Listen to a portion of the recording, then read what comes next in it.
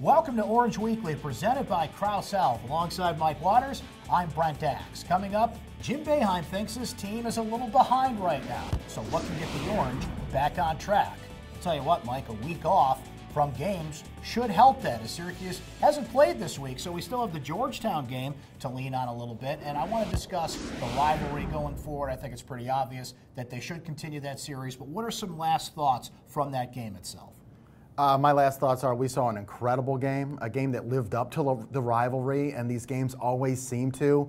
Even though Syracuse and Georgetown aren't in the same conference anymore, the players, the coaches, the fans, I think the emotions run high, and you saw an incredible shot by Tyus Battle. He has become one of the more clutch players in Syracuse history, as I read about on syracuse.com this week. He ended up being number 2, right behind Jerry McNamara, but he has earned that status, Mike, because it's big shot battle. If Syracuse needs a play, they need a big shot at this point, you know who they're turning to. Yeah, it's going to be Tyus. He's the man. And they have some other options now, and I think actually that helps Tyus. But it's not just that he hit one shot in his career to win a game. He's had multiple big shots. Now, he obviously in his freshman year had the buzzer beater at Clemson, which was a make it or go home sort of shot. Yeah. The Georgetown shot came in the final seconds, but he had other last minute shots. There was a shot against Maryland a year ago. He had a huge shot against Michigan State in last year's NCAA tournament. So he is definitely the guy that Syracuse turns to these days. And more often than not, he comes up in that pressure moment. It was interesting because he was coming off that 2-point game against Northeastern. He, like most Syracuse players did in the first half of that Georgetown game, struggles. And Jim Boeheim tells him, don't come back here if that's how you're going to play. He threw the gauntlet down, and we saw how Tyus responded to that. But, Mike, I wanted to ask you about that. If there's one nit to pick here with this Syracuse team, despite the winning streak they're on, they tend to start slow. Is there some kind of common denominator there? What are you seeing? I don't know. You're right. They have been starting slow because on more than one occasion this year, I've had my media guide out with about 4 minutes to go in the first half, reminding myself what's the fewest points they've ever scored in a game at the Carrier Dome. By the way, it's 19. I have that memorized now. They've had 22 in the first half against Georgetown. I think partly you see teams in general start slower in the first half offensively than you do in the second half because teams are feeling each other out.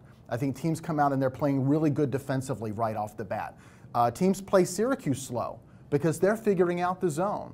So you're not going to see super high-scoring first halves when one team's playing a little slower, even if Syracuse tries to run. Now, Syracuse, they were getting decent shots in that first half, but when you miss a couple of threes, it's harder to make that next one, and so they wound up going 1 for 14 from three-point range. Now, they come out in the second half, and they start getting out on the break. And I think they kind of got it going a little bit, and they were excited, and Tyus Battle scored on the break, and all of a sudden, you make a 3. Momentum builds. And then the next 3 goes in a little easier, and all of a sudden, the second half, you're 7 of 14. So partly it's just kind of the way the game goes. But I think in general, you look at it, you'll see teams scoring a little bit less in the first half than they will in the second. Jim Boeheim brought it up in his press conference. It's a team that should play hard for 40 minutes, not just a half. And as we'll hear in Syracuse Soundbites, the head coach thinks they're a little behind.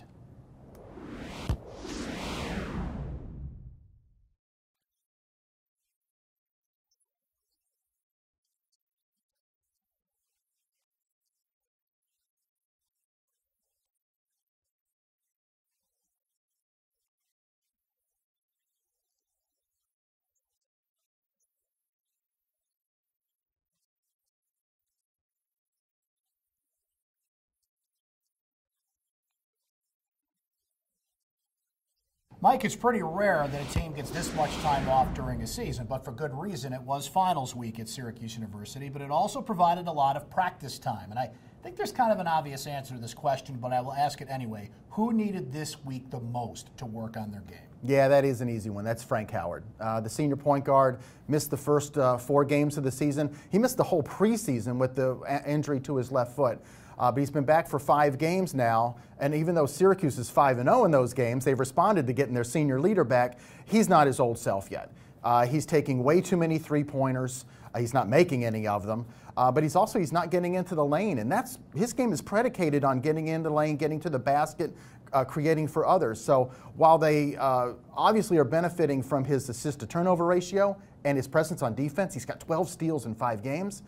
They got to get him going offensively in order to get this team to the point where they thought they were going to be entering the year. Certainly Frank's got to get back on track. I guess in a close second, you would put the center position because you haven't got what you need total there. A little bit from Marek Dolezaj, a little bit from Pascal Chukwu. Barama Sidibe is just not getting the minutes right now, so you would hope that this week's going to help them out as well. Yeah, I would agree. Now, Pascal gave him a really good second half against Georgetown.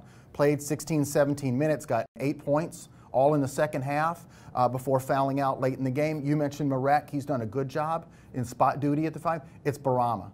Barama, who obviously had the tendonitis in his knee last year. He had the offseason knee surgery to address it. He still doesn't seem the same.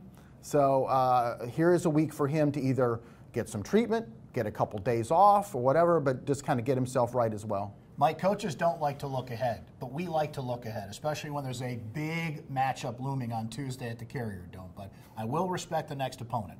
Old Dominion comes into the Carrier Dome on Saturday. 7-3 team, first place in Conference USA. What kind of challenge do you think Syracuse could get from that? I think this is a game that Syracuse had better be careful of. Like you said, Old Dominion comes in, 7-3 record. They've won 5 in a row.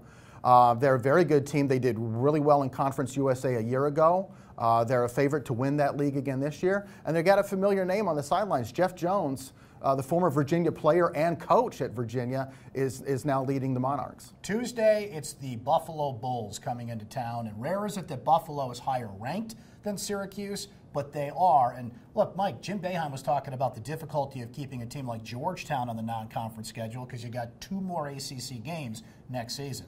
I don't know if you want to keep scheduling Buffalo either because they're good. But as we know, last year, you can really point to that game in December and say maybe that's the one that got them over the hump into the tournament, another important non-conference game coming next week. Yeah, when a bunch of other schools were not looking to schedule Buffalo this past offseason, according to Buffalo coach Nate Oates, Syracuse, Jim Boeheim, they were willing to schedule him again because Jim Boeheim told him, well, you're probably the reason we got in last year, so we'll schedule you again. Now, the thing is, you got to beat them.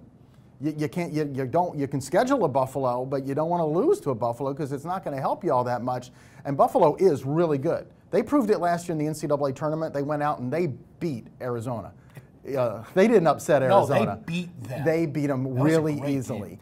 Yeah. I was going to say, Mike, because you have Ohio State and Georgetown in your back pocket if you're Syracuse. You lost to Connecticut and Oregon, so this is kind of a swing game in the non-conference schedule as well. Yeah, to put it in political terms, this is a swing game, absolutely. Buffalo's already won at Morgantown. They beat West Virginia down there in overtime. They followed that up by not letting down and going on the road and beating a Southern Illinois team that's really hard to beat in Peoria. And listen, Nate Oates is trying his best to get this team's profile up there where they can get an NCAA bid if worse comes to worse. They don't get the max automatic bid. After Syracuse, he's going to Marquette. The Bulls love to push the tempo, too. It should be a fun game Tuesday night at the Carrier Dome. We'll see if that zone defense can take care of Nate Oates and the Bulls. Well, we'll look forward to that game. Thanks for watching Orange Weekly, presented by Krause Health. For Mike Waters, I'm Brent Axe. We'll talk to you next time.